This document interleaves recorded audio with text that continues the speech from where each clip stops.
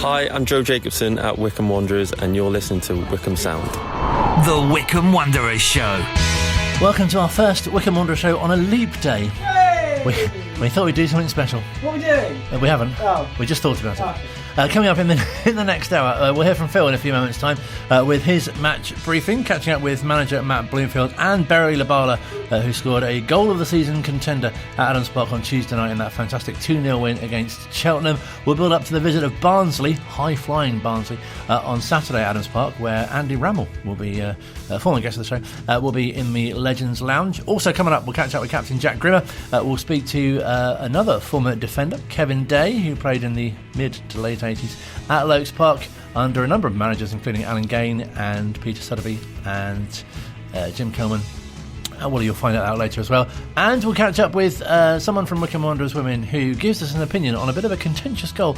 Kinney Anderson scored 2, or did she get the final touch? Perhaps. We'll see. In our chat with Daisy Thompson, who also plays for the under-23s. That's coming up in this hour as well. Lots more news to bring you, possibly, if there's time. But first, a chat with Phil, as mentioned. And let's kick off with what happened on Tuesday night. Yeah, really important to win on Tuesday because Cheltenham 5 points behind Wycombe going into the game. Been on really, really good form. They lost to Wycombe at the start of the month, but since then 3 wins and a draw against tough teams. Darryl Clark's done an amazing job. Matty Taylor, 4 goals in 5 appearances for him. He was averaging a goal every 80 minutes. So it looked to be really tricky going into that, and with a lot riding on it, because had Cheltenham won that game, they'd have been 2 points behind Wycombe, and that really would have dragged the Chairboys back to the brink of the sort of relegation dogfight, if you will. But Wycombe won, and they've moved 8 points clear of the dotted line and beaten a really good informed team. You know, Darryl Clark's got them ticking. Really, really good performance. We had to be patient, resilient. Joe Lowe's goal on 85 minutes, you know, it felt like a long time coming, but he nearly took the roof of the net off, which was brilliant. Cap's a great performance for him as well at both ends of the pitch. I think defensively Wycombe were spot on. Franco Ravazzoli, his first league start for the club after Max Triek's suspension, and you know he didn't have a shot to save really, but what he did have to do, come and get crosses, he was great. His kicking was really good as well. So yeah, it was a really good team performance. Joe Lowe epitomised it, the big goal, and after the game, the gaffer was very happy indeed. Darryl's done a fantastic job at Cheltenham. They're one of the form teams in the league. I think that they've been in real good form recently, a real tough opponent. So for us to take 6 points in the 2 games is no mean feat. We have to be really, really pleased with the way we played. Had to be patient tonight at times as well. It was another dominant first half, but going down the tunnel at 0-0. Yeah, Cheltenham are a real resilient team, really tough to beat, don't concede many goals, and you know, like I say, Darryl's done an incredible job. They're set up really strong, so we knew that we had to be a little bit patient tonight. We wanted to go and get a goal early. Had a couple of chances first half, hit the bar, a couple of near misses, but we had to be patient. But really pleased with the impact that the finishes had. You know, with this busy schedule, we know that we're going to have to chop and change and utilise the legs when we need to. So yeah, we have to be really pleased with the way after the penalty miss, there was a bit of a lull, I think. A little bit of disappointment around the ground and a little bit of disappointment on the pitch. And I think the energy just dropped for 5 or 10 minutes. Cheltenham made 4 changes and got some good energy about themselves. So we had to go again. And so for the resilience of the boys to keep going and keep creating opportunities, we're really pleased. I was going to say resilience was a characteristic of Wycombe tonight as well. That penalty save and some other good saves from the keeper. It looked like it could be one of those nights where the keeper may take the man of the match award and we couldn't find a way through, but patience held out. I thought he was excellent. The save from Dalo in the first half, the penalty, I actually thought his best save was from GMAC, from the edge of the box. It's gone through bodies and it looked like it was going in, and he's got a strong hand to it. So fair play to him. We created some real good opportunities, loads of near moments as well, which we want to make more of and create more clear-cut chances probably. But yeah, the resilience to keep going. I'm really proud of the boys, you know, because you know, they've had a busy time and we need to now recover and get ready for Saturday. Really pleased for the supporters as well, because we want to keep giving them some cheers at home. So, like I say, for the finishers to come on and have the impact they had, really chuffed. A very good defensive display as well, even after the quadruple change and change of shape for Cheltenham. Rode that weight really well and protected Franco Ravazzoli very well too. Yeah, I thought Franco did everything that was asked of him. I thought his kicking was really consistent. He's really calm presence behind there. I thought Taff and Joey defended really well, the whole back four. Can't leave out Lukey and Jack Grimmer. I actually felt after the penalty our distances just got a little bit too big and the spaces were opening up, which we weren't too chuffed about, so we felt like we needed fresh energy on the pitch, which we did. Obviously, Sad's had a long game on Saturday and GMAC didn't play, so we're trying to utilise the legs as best we can. Vokesy, I thought, had a real big impact for us tonight, but we felt like we could have some change and some impact, so we have to be really, really pleased with the 3 points. And Joe Lowe showing his value at both ends of the pitch tonight. It's been a while since he scored, but he nearly took the net off for that one. Yeah, we've been telling him he's due one because he had a couple early on and he hasn't scored one recently. So, Joey, we think a lot of Joey. He's come in, had a real big impact on the team, probably more than what we envisaged in July. He's really gone and grabbed his opportunity and we're really pleased for him. So he's a top lad, real big desire to learn, a real big desire to improve and keep moving forward. So really chuffed for him, and then obviously for Bez as well. Like, what an impact he has had. I think that he's done really well since he's come in to us. We knew that he had a real big goal threat about him, but what a beautiful strike for him to get his first for us. Goal of the season contender? Yeah, maybe. I don't think we've had too many outside the box, have we? Potsy's away at Charlton, I remember. There's not been too many like that speculative. So, it's got to be a contender, but we hope to have a few more between now and the end of April. And sets us up nicely for this tie against Barnsley on Saturday as well. It's been a busy period. We've got a week off midweek next week, but we've come through some busy games. We've guaranteed a trip to Wembley and picked up some wins.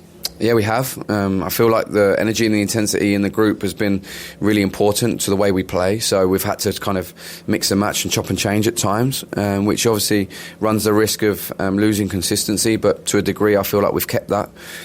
So Barnsley's going to be a tough game. They'll bring their energy. They know what they're about. I think they're a real good team. Neil's done a real good job there. So, we've got some good players, but we feel like we're in good form and we're looking forward to the game. Really nice to hear from the manager, and the fact that he praised the finishers, as he calls them, but in old money, substitutes. Yeah, it was odd on the night because Kieran Sadler has become a fan favourite, was playing really, really well.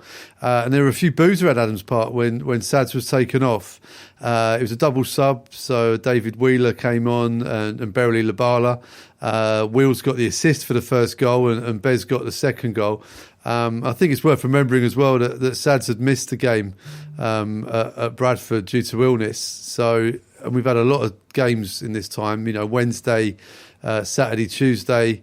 Sads made the trip and had to watch the game from his hotel room as he recovered. So you've got to manage a load of these people, these athletes, and these players. Otherwise, these injuries and illnesses can linger. So the subs came on and made a real impact. In fact, they turned the game almost because, the assist for Joe Lowe was excellent. And Beverly Labala's goal of the season contender, great way to score your first goal for the club. And he was absolutely buzzing after the game too. I'm delighted to get the first one for Wycombe. It's been a long time coming. I guess I've been here for a few games now, so played quite a few games. Couldn't quite get it the other day against Oxford. I had a good chance there, but just delighted I could get it today, and what a way to do it. Psychologically big for a striker, isn't it, to get that first goal? You've been working hard up top, and you referenced that chance against Oxford, but when one goes in, does it lift the weight off the shoulders and you think, I can kick on from here? Yeah, 100%. You'll probably see that in my celebration. I didn't know where I was after that goal went in. But I was really happy, obviously, for the team as well, and the boys really deserved that, getting over the line, getting them goals to make sure that we win the game. I was buzzing for myself and the team at the same time. The gaffer calls the substitutes finishers. You're finishing the game and adding something to it. Wycombe had to be very patient today. The goals didn't come until 85 and 88 minutes, so there was some real resilience from the boys today. Yeah, 100%. I feel like we've been doing that. We've been doing that since I've been here. The resilience of the boys and the way the group keeps on working hard, keeps believing. I see the great work done behind the scenes by the coaching staff, how they prepare us and the detail that they go into. So everyone knows their jobs out there, and I feel like we just haven't had that look, that bit of luck that to get the goal sometimes, or things going our way. And I'm just delighted today for the whole group, for the team performance, and to come away with 2 goals. Yeah, it was amazing. It's been a really busy period as well, lots of games in quick succession, and it continues with a game against Barnsley on Saturday, who are in great form and knocking on the door of the top 2. That's going to be a tough test here. Yeah, it's going to be a tough test. But I think we're going to be on the front foot and ready to go. There's nothing to fear. We know that if we play our best football, we've got every chance of winning every game. So I know that the boys will be very looking forward to that game, raring to go. There'll be obviously competition for places, and something that's been pushing the whole team recently. There's options in all positions, and the intensity in training is really good. So, yeah, I think the boys will be raring to go to make it another 3 points at home. Great to hear from him. As you say, it means so much for him to get off the mark. And it was really fortuitous, actually, because having Joe Jacobson alongside you, who I'm sure fans will be aware of, he said after the first goal that, it's important now not to just sort of rest on that and to really try, even at that stage in the game. Well, late goals have been a real killer for Wycombe this season. We've lost a lot of points from 90 minutes plus.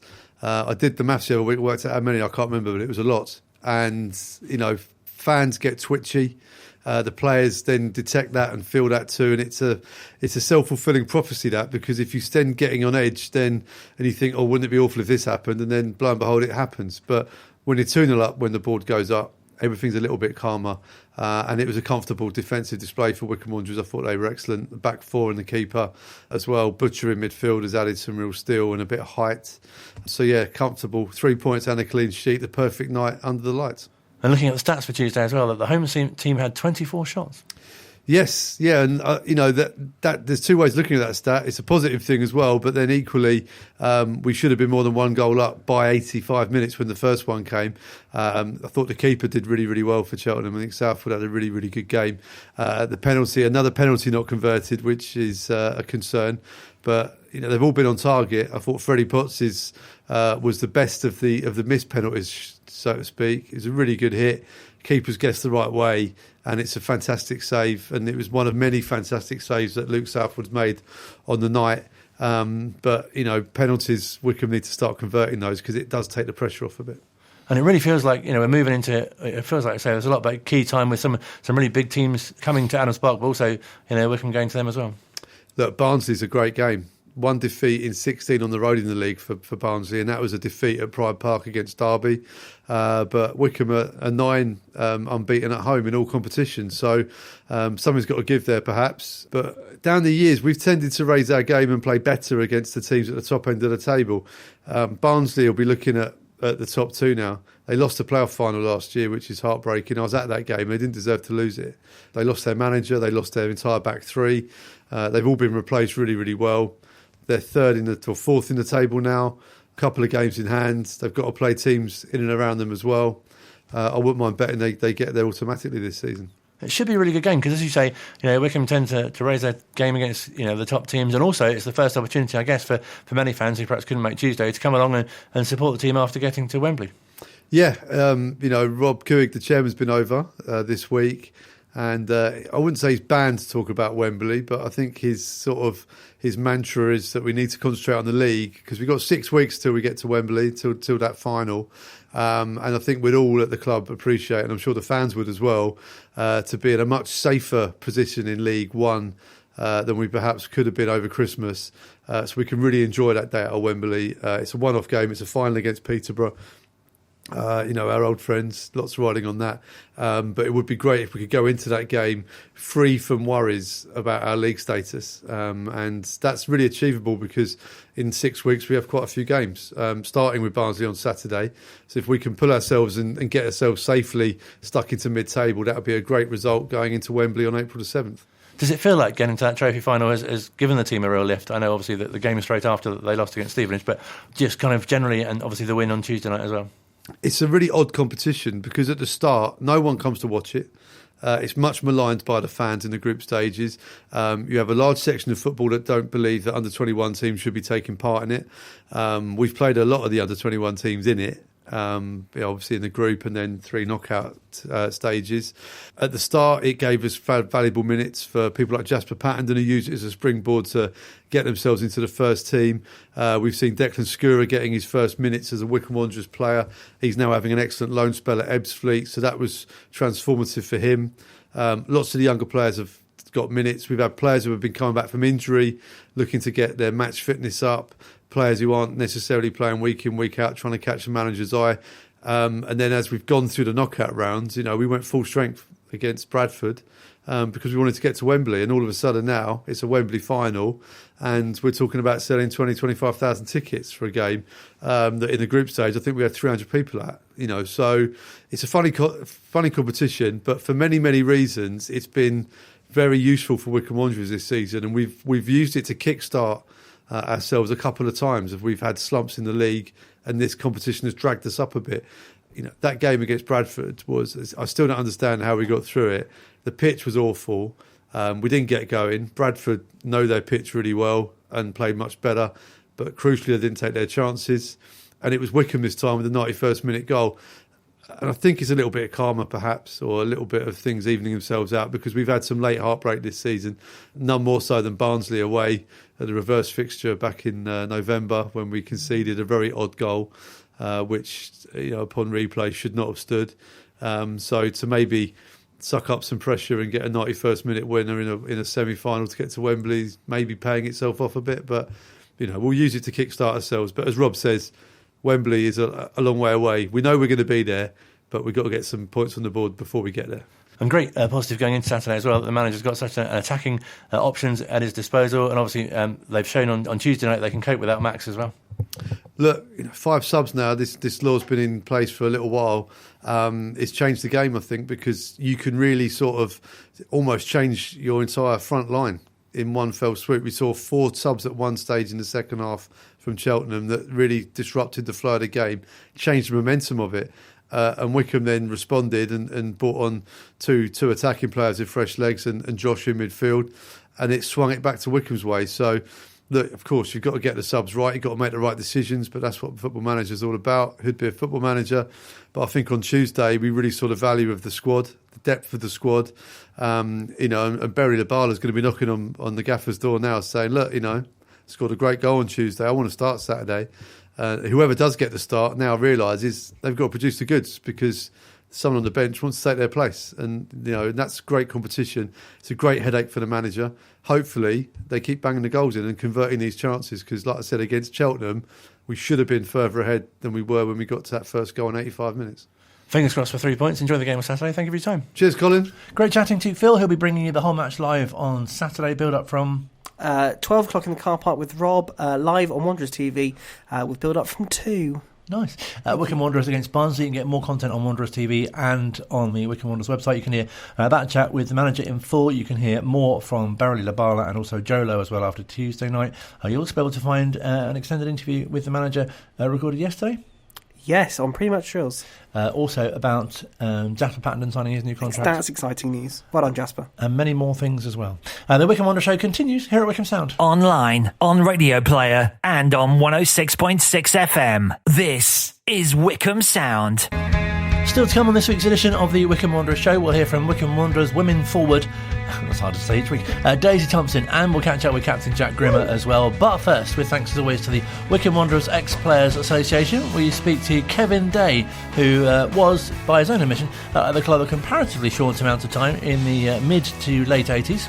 Approximately, and he played in the heart of defence initially in the reserves, as you'll hear in a few moments' time, as we caught up with Kevin, who is now currently based in Kent, and as you can appreciate, is recalling things from that happened a comparatively long time ago. Earliest memory was really sort of first going there and playing in the Capital League, which was almost like the reserve league. So I sort of went there in the January of 1986 and played in the Capital League. I can remember going home after the first game and actually saying to my wife, I don't think I can play at that level, that's a bit too quick, which was interesting. But actually stayed at the club and then went through the pre-season, and then was lucky enough to be one of the only centre-halves really that was around and fit and able to play. So I was sort of almost frustrated into the first team, which was fantastic. It was really good. Because I guess initially you perhaps wouldn't have expected to be playing regularly in the first team. Not to start with, no. I mean, I'd gone there initially. I'd sort of been recommended to go there because I'd sort of played at Worsborough Bridge when I was away at university. And someone said to me, you should really, try out. And they had a contact with Brian Lee at the time and said, give Brian a call and see if you can go along to training. So that's how it all started. I just went along and did a bit of training. But, hopefully I showed enough in those games for Alan to sort of trusted me and obviously give me a chance in the first team, which I'm always grateful for. And you really managed to benefit from a long-term injury to Dave Burgess at that time too. I did. I felt very sorry for Budgie at the time, yeah. Because obviously he'd been alongside Anton Verkavs the year before. And, from what I understand, they were a really sort of popular partnership and did very well. So, unfortunately, Dave was injured. As I say, I was one of the few sort of fit centre-halves around, so I was sort of thrust into it. But was lucky enough to be put alongside Keith Barrett. I mean, what a joy that was. That was fantastic. So. No, absolutely, because I guess you must have known at the time he was a England amateur international and fantastic to kind of, as you say, be paired alongside him. Absolutely. I mean, when the news sort of broke that Keith and Noel were coming across, it was, it felt a little bit unreal actually to start with. But both of them were absolutely fantastic. Given the level that they played at and the standard they were at, they gave so much help to other players there. And as I say, Keith gave me so much sort of confidence and help, and I really enjoyed myself. It was brilliant to play alongside him. Did it feel like a really special time? Because obviously you mentioned Noel Ashford, who played at the time, and Kevin Durham as well, who was there, Graham Brettington, who we had on the show, might have been last week or the week before. Yeah. I mean, there was a lot of good players. Obviously, Mark West. I mean, he was a bit of a legend, wasn't he, at the club? But there were so many other people. There was Gary Lester. What a goalkeeper he was. I mean, whenever obviously teams got through, sort of Keith and myself, Gary was always at the end, seeming to stop the chances. So that was brilliant. Kurt Corbin, I'm sure people will remember as well. Kurt came along perhaps later on in the season because I think Anthony Riley had been playing at right back. Had sort of left and everything. So Kurt came along, but had a fantastic end to the season. We just had players like Mark Dorber, who was fantastic on the wing. As you say, Kevin Durham was brilliant for us, Jason Seacole. So there were some really, really good players. And the great thing about it was that, to a certain extent, we had such a fantastic start to the season. I think we went unbeaten in the first 9 games or something. But virtually every time we went into a game we had a bit of difficulty, one of those players would turn something on, they would do something. Noel would always create a great chance or score a goal, or Kevin Durham would do something. We had such a team of players that could create chances, and it was just brilliant to play behind some of those players. Did it feel like a bit of a period of transition when you arrived? Because I guess they'd just been relegated from the conference the previous season, and there was sort of work to do, if you like. Yeah, it did feel a bit like that. Again, with players like Anton Verkavs going, I think captain at the time as well. I think it did feel that it was a little bit of a rebuild. There were clearly some players from the previous year, but not that many. And with people like Noel and Keith coming and Graham Brettington breaking through. Mark West was probably quite young at the time, and obviously he came through as well. It did feel like that, and we had there was quite a bit of competition from Yeovil that year. I think it was always seen to be between us and Yeovil to sort of win the league, and in the end, I think we won it by about 9 points, which was quite a margin considering they beat us twice, I think, in the league that year. So, and success in the Berks and Bucks Cup as well. Yeah, we had the Berks and Bucks Senior Cup final, which was great, beating Aylesbury, which was obviously the club I moved on to afterwards. But we also won the President's Cup that year, which was a sort of cup that was run for the Capital League sort of programme. And I think we beat Barnet over 2 legs and won the President's Cup as well. So the whole year was just full of success. It was amazing. I've got a feeling that was my first game that I went to, the Barnet game at Lokes Park. Oh, right. Well, you'd have seen probably one of the best goals you've ever seen then. That was Kevin Durham volleying it. No, absolutely. From the corner of the penalty box. It was an amazing goal. No, it's fantastic. And obviously, Lokes Park had such great character. Well, the slope, obviously. How did you cope with that? Yeah, it was interesting. I mean, the good thing was the surface actually wasn't too bad. So generally, we sort of were quite lucky to be playing on a good surface. The biggest problem was if you ended up in the bottom corner, because once you run down there, you had to run back uphill to get out of it. So that was always a bit tiring. But by and large, I think we all got used to it and we played on it, and obviously were very successful on it. And you're obviously at the club a comparatively short amount of time, but played under a number of managers. How was that? Yeah, that's always interesting. Again, that was all new to me in some respects. So having played under Alan, and as I say, Alan Gain had clearly put a lot of trust in me that year, which was fantastic. You feel like you're having to prove yourself again when new managers come in. So I was never sure how that would sort of happen. Obviously, Peter Sotheby came along, and Peter was really good. I thought he was really excellent as a coach in terms of sort of coaching, not just me, but the back four generally, in terms of movement and shape and things like that. That was really enjoyable. And he wasn't one that sort of you get sort of, I guess, different types of managers. Some that sort of scream and shout at times, others that are a bit more thoughtful and talkative. And Peter was certainly in that sort of second category, a lot more thoughtful about things. And then, unfortunately, things didn't work out for Peter, and he moved on, and Jim Kelman came in. And I'd known Jim a little bit through football coaching. I used to be a coach as well, and so I'd known Jim a little bit through that. So it was less about proving myself. Well, it was about proving myself, but it was someone I knew, whereas I'd never knew Peter beforehand. So it was about building that relationship with Peter. Whereas with Jim, it was slightly different. But at that time, Jim had his own sort of views in terms of the style of play he wanted to play a slightly different system and things like that. You'll probably remember he had two wing backs. He played, I think it was Sean Norman and Steve Abley, I think it was, the wing backs, yeah, and played sort of three at the back. And that was different to what we'd been playing. We'd been playing a 4-4-2 most of the time. And at that time he began to look at other centre-half, people like Matt Crossley and Glyn Creaser, and brought them along. And I think I'd had an injury that year and went out on loan to Harrow Borough as well. But you could see the things were sort of transitioning, things were changing. And obviously Glyn had played at a really good level. I think he was at Barnet, wasn't he? Matt Crossley had come across as a young player, I think, from the sort of Newbury area. And you could see straight away, I mean, it was always going to be slightly more difficult for me to get back into that team. And Jim, released me at that point and sold me on to Aylesbury United. And obviously your day job, combining that as well, that I guess played a factor in your departure as well. A little bit, not so much, but because I was still working at Wycombe District Council at the time, I was still doing the sports development role there. It was probably a little bit later, actually, after Aylesbury, where I moved over to Essex, actually, for a job over in Essex as a sports development officer there. And that really sort of began to put pay to me playing in that sort of, in the Aylesbury-Wycombe area. And that was just a bit too far to travel and everything for that. So, and at the time I had a child. We had our first son had been born, and priorities had changed a little bit. And I was in my early 30s, I think I was 31, 32. With a discussion with my wife, it was felt that when I moved across to Essex, it was probably time to give up playing non-league football, really. No, absolutely. And I guess that sort of time as well was really when, the likes of Dave Carroll and John Granville, and you mentioned Matt Crossley as well, and Andy Kerr, and that they were all coming in at that time too. Yeah, they were, and I was lucky enough to play with people like Dave and Dave Carroll and Andy Kerr. I'd say Andy Robinson was there, John Granville.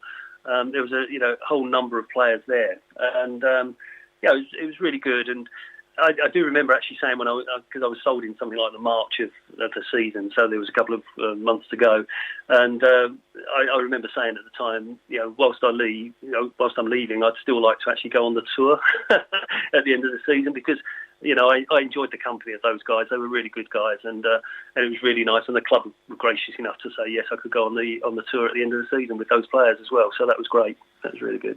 You mentioned Mark West as well, of course. It must have been fantastic playing at that stage of his career with him too, and sort of knowing what he went on to achieve with the club as well.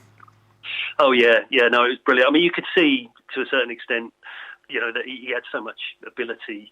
He just sought out opportunities in the box. It was amazing, things that you'd never think he would get on the end of. He always got across a defender and got across the near post and did really well there. He was actually pretty good in the air for his size. He was never a big fella, Mark, but scored some great goals with his head as well. So, and he was left foot, right foot, and always a bit of a fox in the box, wasn't he? He scored loads of goals. No, absolutely. So, were there any other opposing forwards or perhaps other teams that you recall, caused you any particular problems? Yeah, I'm sure there were a few of those. There are two that really stand out for me, actually. One was in that first season, we played, I think it was VS Rugby in the FA Cup, and we were clearly favourites to win that game. And we lost, I think, something like 5-1. And they had a player, Steve Norris, who went on to have a professional career, actually. And Steve scored a hat-trick that day. And, he gave me the run around a bit that day. The other one, who I think was probably the best player I played against at that time, was Steve Butler at Maidstone. And Maidstone beat us 5-0, I think, in the league when we went up into the National League, into the conference. And, again, I think he scored a hat-trick and gave me a real run around that day. So, those two in particular, not particularly great memories, but, I do remember them. Does it feel like a long time ago, or not really? In some respects it does, but in other respects, it doesn't feel that long ago, because I'm now talking to you about some of these things, the memories are sort of flooding back a little bit, actually. And so it doesn't feel so long, but, ironically, it's nearly 40 years, isn't it? 38 years or something. It's just crazy. But I imagine as well, from that period, you could never imagine even the team would be, flying high in League One, or what was then the third division. No, I mean, you could see the way the club was run. I mean, again, I think I was very, very lucky to play at both Wycombe and Aylesbury, where I felt both clubs were well run behind the scenes. The secretary, John Goldsworthy, everything that was set up in the background, Brian Lee and then Ivor Beeks as chairman. You could see the club was really well run, and you could see the way it was going to go. But I'm not sure, perhaps I felt that it was going to necessarily be as successful as it has been. I mean, it's now a firmly established English Football League One club, isn't it? And, with a chance, obviously, of going up into the Championship at some point again. So, it's been absolutely fantastic to see how the club's progressed. And also great for you as well, obviously, when you left the club, as you say, went on to Aylesbury and other games that you played and really must look back on with fondness as well. Yes, I certainly enjoyed myself at Aylesbury as well. I think I always felt relatively privileged to be playing non-league football because it was something I'd never felt I'd ever do, actually. But so every game for me was always, enjoyable. I'd always found it was good fun and everything. Aylesbury was slightly different. Probably had a bit more success in the FA Cup actually at Aylesbury than I had at Wycombe. So I managed to get to the second round at least once. And I remember going up and playing at West Brom at the Hawthorns. I think that was the first round against Ozzy Ardiles' team, and unfortunately we got hammered about 8-0 that day. But but as I say, it's just different memories really. Probably a bit more success in the FA Cup with Aylesbury, but certainly the first season at Wycombe was, well, it was like what dreams are made of in some respects. It was amazing. No, it must have been fantastic to have those experiences and also to share dressing rooms and camaraderie with the players that you did. Oh yes, and to a certain extent, for me, that's what sort of made it so enjoyable.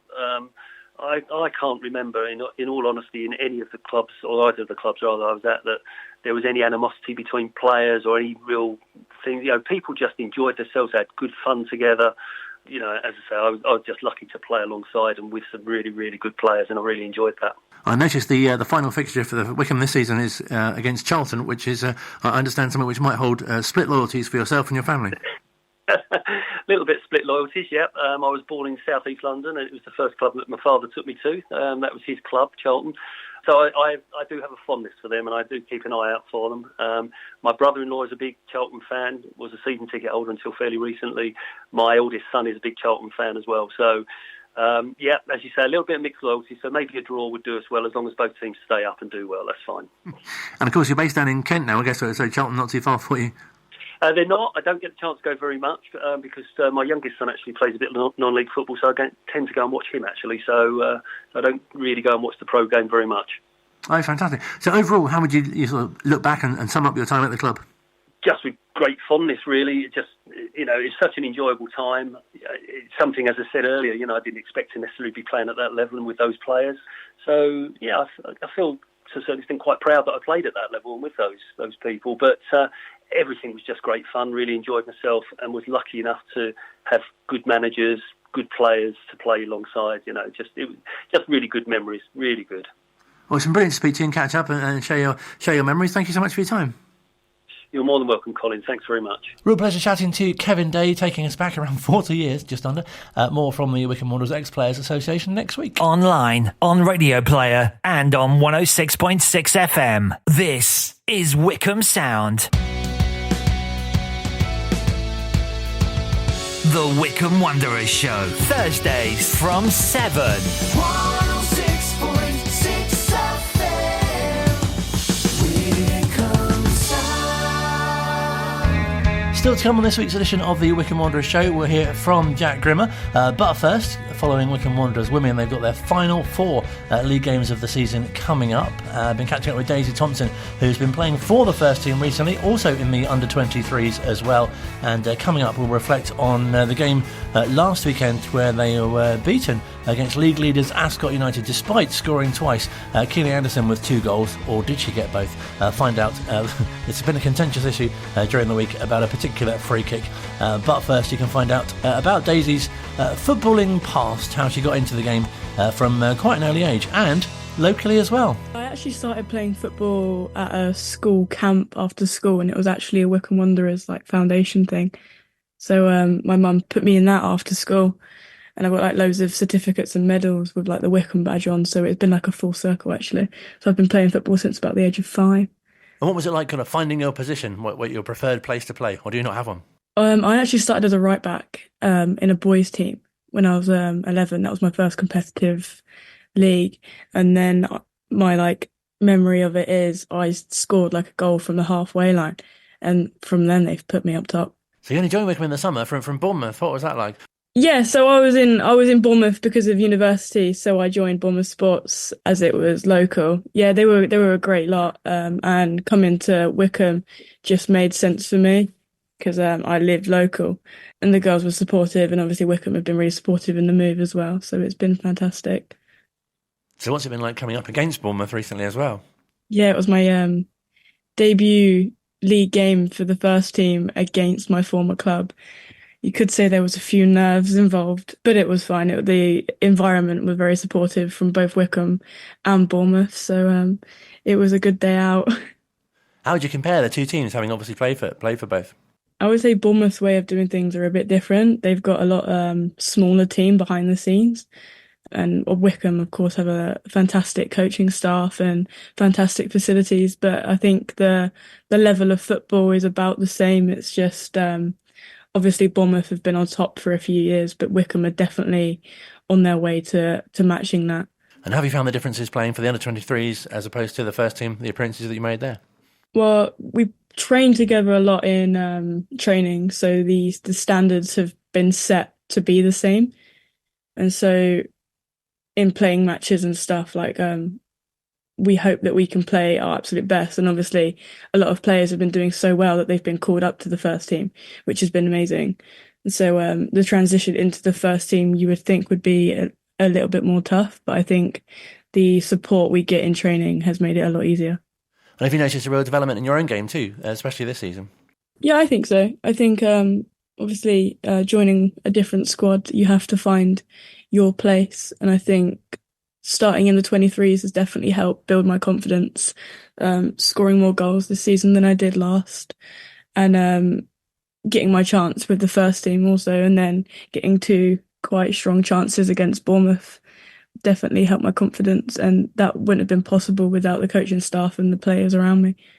That must really help as well with your fitting in if you can get goals and really contribute in assists as well, I'm sure. Oh yeah. Unfortunately, we don't count assists, but I'm fairly sure I've got quite a few, especially with Shannon having 18 goals this season, which is crazy numbers. It's just great to be part of a team like the under-23s who have been absolutely smashing it, getting loads of goals. Amara as well has come through very young, scoring bangers every week, and Mia Parkin and her goal for the first team was incredible as well. And do you find that they sort of look up to you in a way? Because obviously you've got that first team experience now, and they think, oh, that could be something I could be doing as well. I would like to think some of them look up to me. Obviously, I've been playing women's football a little bit longer than a lot of the younger girls. So I've been in women's football for 3 seasons now, whereas this is most of their firsts. So I think I bring a little bit more experience than they do, but I'm also learning from them, like their drive and their just willingness to do whatever they can to get that spot in the first team is very admirational. So I hope they look up to me, and I try my best to communicate with them and be as positive as I can, because I think at the end of the day, that's what helps people do their absolute best. We should speak a bit about a particular goal on Sunday, which would be great to get your view on. Go on. So who do you think got the final touch? Oh, it's a controversial one. However, I did say I think Ash did get a slight touch, but it was going another way. So Kine has a strong call on that one. It was fantastic. Well, obviously it wasn't great to not win, but there were so many positives to take, from that game and other recent performances that you and the rest of the team have put in as well. Yeah, I think the scoreline against Ascot on Sunday was like I think they were the better team on the day, but it could have been closer. And I think recent performances and the scorelines show that we're just getting better every week. And I think Danny coming in as a coach and providing the tactics and the analysis, I think it just shows there's bigger and better things to come. And next season, I think there's definitely a chance of coming in the top 1 or 2 if things keep going the way they are. Because it seems a shame in a way, doesn't it, that you're down to the final 4 games for the first team. Are there particular things that you hope to achieve? Obviously, win them all, but that would be a main goal. I think our aim for the end of the season now is just to finish as high as physically possible. I think the aim is to go unbeaten for the rest of the season, which I think is absolutely possible. With the fixtures we've got, like the first team, I'm sure they can get a result against Badshot this weekend and Woodley coming up. And then the 23s as well. I think we want to come as close as to the top as we can. We've made a few mistakes, which has probably cost us the title. However, we just want to keep pushing for second or third, whatever's possible. If the fixtures can go our way, we can probably still grab second, but third is looking more likely. But just keep winning and keep improving, I think is the goal. Does it feel really great for yourself as well to be involved in, you got a sort of foot in both camps, if you like, because you're representing both teams? Yeah, having a foot in 2 camps is it's quite difficult as well, because I think the first team do play a little bit differently to the 23s, and it has a lot more experience within that team, so it's big shoes to fill when you're coming in. And in the 23s, obviously being a more experienced player, you take more of a leadership role. So it's definitely 2 different roles, and fitting both can be quite challenging. However, I'm up for the challenge, and I'll step in wherever I'm needed, do my absolute best for both teams, and just keep winning is my goal. I love playing for the 23s. Like, the league is a little bit easier than the first teams league. The first teams league is very challenging, with obviously teams wanting to progress to the national league, and the 23s is a bit more comfortable. However, the teams in that league are still giving it to us for sure. We've got a big game against Long Crendon coming up, which is going to be a tough one. They are currently top of the league, so that's going to be a big game. However, we did beat them last time out, so I'm looking forward to the challenging games ahead.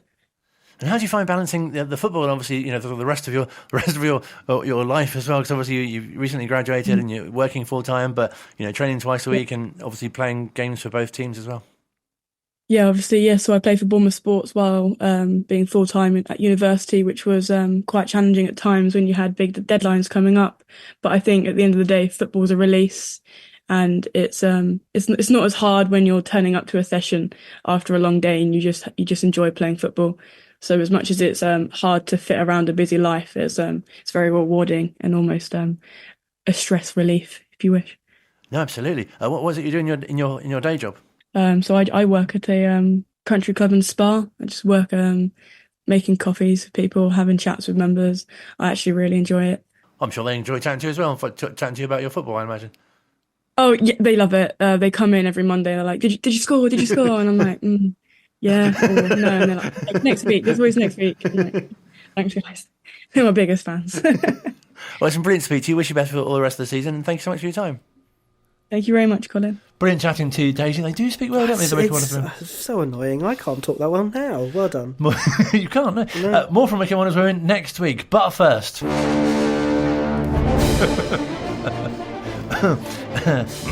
we've been speaking to Captain Jack, which reflecting on the game against Bradford, the defeat against Stevenage, the fantastic win on Tuesday night, of course, and lots more as well. Because you're going straight back into the business of the season, it's very different compared to Wembley when the playoffs, because you don't play again until Wembley, so the excitement really builds. Whereas this one's a lot different. We've straight back down to earth with Stevenage on Saturday, and then last night's victory was a hard fought one as well. And I think Wembley's been put sort of to the back of our minds for the time being. It must have been strange as well, because as you say, it was such a tight turnaround for the Stevenage game on Saturday as well, with the fixture being on the Wednesday night.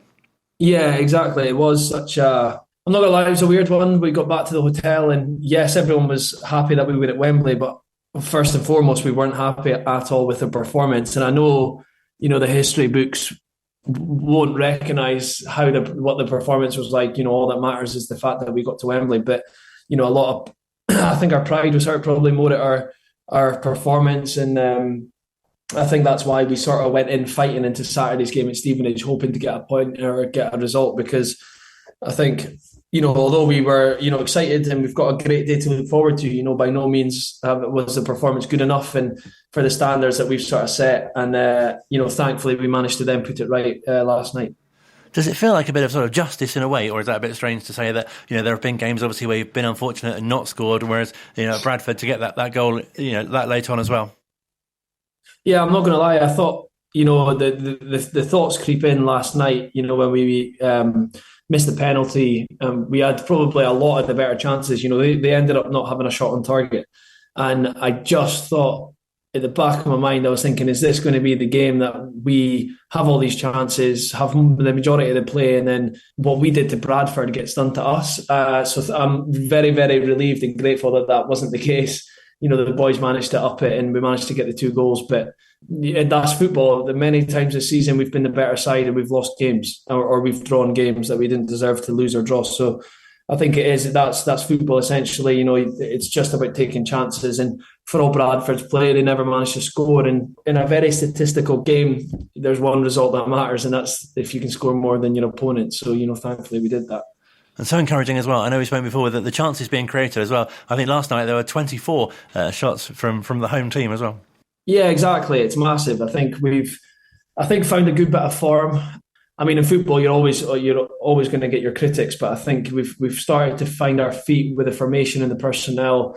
The team feels a lot more settled at times, and I think that's shown in performances and results. And I think we're starting to sort of get out of games what we feel that we deserve, and long may it continue, and we can hopefully finish the season strongly and on a positive note, because it's essentially we are not where we sort of set out the season to be, but we can still finish on a positive note with a trip to Wembley and pushing further up the table. And so pleasing as well to be able to show that after a run of conceding late in games, you can also score late in games, and not just the 1 goal either. Yeah, exactly. I think it was good for us because there's been times this season where we've scored and we've went 1-0 up, and then we've sort of sat back and invited pressure, and then inevitably teams like your Port Vale and your Lincoln have then managed to nick an equaliser in the dying minutes, and essentially then get a point out of a game that they probably shouldn't have had anything. And I think it was important for us to get the second goal, but it was more important for me, especially being a defender and being one of the experienced ones back there, is to keep the clean sheet. I think since I've been here, we've been built on a solid foundation at the back and keeping clean sheets. And I think the quicker we can get back to that, the better. I think it's been a few clean sheets in our last couple of games, so it's a welcome sort of addition at this time of the season. And so pleasing both, as you say, at the back end and going forward, really pleasing for the foundation for Saturday as well.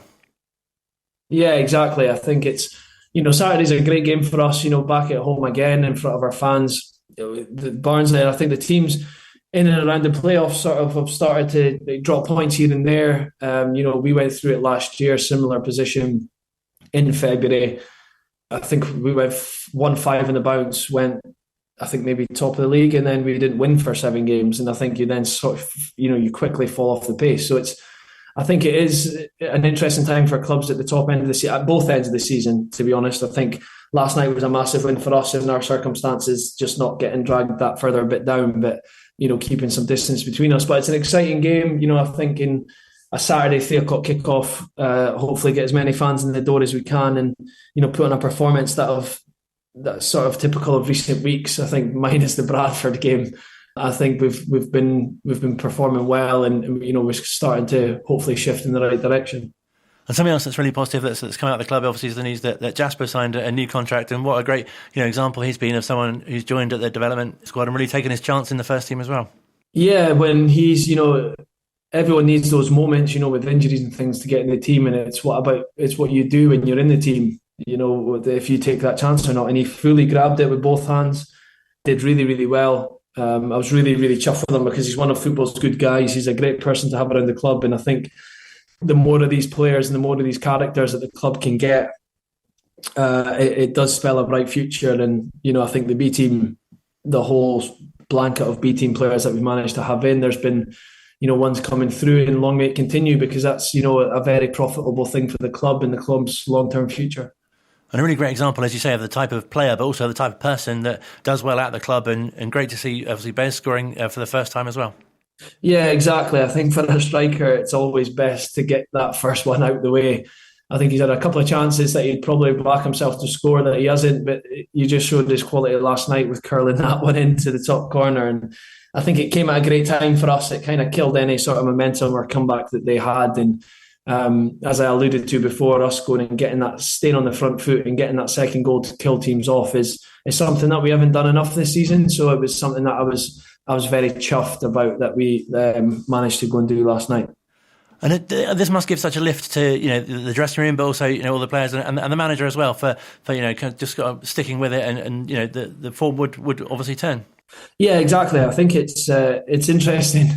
I think everyone's together and everyone's pulling in the right direction when things are going well. I think during my time here, there hasn't been many downs, if I'm being honest. I think I was very fortunate to in the club's history to probably join at a right upward curve. And, this season we found ourselves in a position that we haven't wanted to be in. And it's interesting. You see who sticks with you and who doesn't. And it's been a learning curve for all us players. I'm sure the gaffer's learned a hell of a lot in his first year here. I found it very fitting that in his 12 months in charge, on the day, I think 12 months to the day, he then takes us to Wembley, which is, something for us that I feel that we're giving back to him, because I feel like, some of the performances and things have let him down at times this season, if I'm being honest. And I think, conceding the late goals and things is things that us players take sort of heavily on our shoulders. But I think, like Rob and Pete have mentioned before, that the gaffer was going to be given time to try and implement his own style, because it was always going to be hard following on from such an icon as Gareth Ainsworth and a legend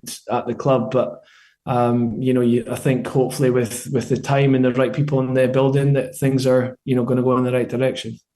And as you touched on earlier, do you as players get the chance to really look forward to playing at Wembley again on the 7th of April, or is that kind of like shut off till a bit nearer the time, and obviously the focus really on the league campaign?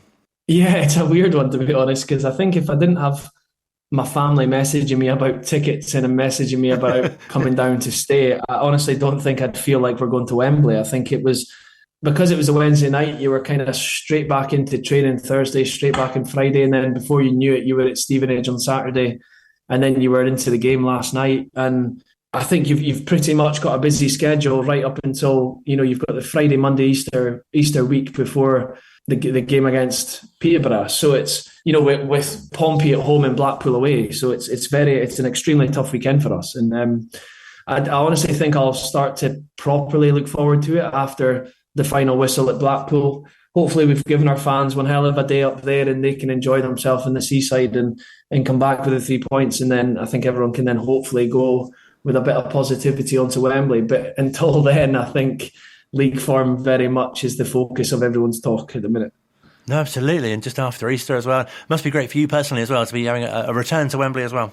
Yeah, it is. I feel very fortunate. I think it'll be my 4th time going back with a club, and it's the holy grail of, I would think, football stadiums in the UK, to be honest. And I think for me, it's something I feel very, very fortunate about. It's not something that I'm even remotely ever taken for granted, because you speak to some players and they've had careers and they never got the chance to roll out at the National Stadium. So it is an amazing achievement, both myself and the club. I think it's the 3rd time in 5 years that Wycombe are going to Wembley. So I think for the fans, it's incredible. I think they're getting to experience it again, hopefully on the right side of the result this time, which is the main thing. I think that's the only thing anyone cares about, really. But, I think for everyone involved at the club, it's, a chance to win a trophy and a first time in this final for the club is a brilliant thing. And I do think shows that the club is moving in a positive direction. But just overall, what would be your message to fans going into kind of this, what feels like kind of the latter part of the season? Just stick with us, to be honest. I think, I do wholly understand that, we've had sort of frustrating periods, I think around about Christmas time and in the start of the year. I know myself, I'm big enough and ugly enough to admit that we weren't winning enough games, and I get that there's questions getting put on the squad and the staff, but to really stick with us, and a shout out to everyone that did stick with us. I see the comments on social media and things, and they do mean a lot. I see people backing us from the same names pop up and they're giving support and things, and it does mean a lot, I'll be honest, especially during the tough times. I mean, everyone can sit and take praise when we're sitting high in the playoffs and we're going to Wembley, you know what I mean? But it's during the tough times that sticking together is what counts. And just stick with us for the rest of the season. I really, really hope that we can give you a great day at Wembley. And I think the league form, if we pick up a good few results between now and Wembley and get that positivity sort of vibing between everyone, then we can hopefully create some atmosphere at Wembley and go and lift the trophy. I wish you all the best, obviously, for Saturday. Brilliant to speak to you. Thank you so much for your time. Top man, mate. Thank you very much, bud. Cheers. Pleasure to have Captain Jack on the show. That's his new text alert. Really is, yeah. A special game on Saturday against Barnsley for many reasons. Yes, for many reasons. But yes, Saturday will be the club's designated fixture of support for the Wycombe Wanderers Disabled Supporters Association, and also something that you may remember from the last couple of years, Level Playing Field as well. It's their Unite for Access campaign this week, starting on Saturday. There'll be more on Rob's show from 12, more on Pre-Match Drills next week, and this show as well. And the big sleep out on Saturday. It is, yes. Good luck to everyone taking part in that. Looks like it might be wet. Yeah, -1 on Saturday, so yeah, good luck. That's Adams Park, also All Saints Church in Marlow, and you might be doing it at home as well. Might well be, yes. Raising money for Wycombe Homeless Connection. Good charity. Join us next week on the show. Come on, you blues. Have a good week. That's it. Thank you for listening, and good night. Goodbye if you're listening during the day.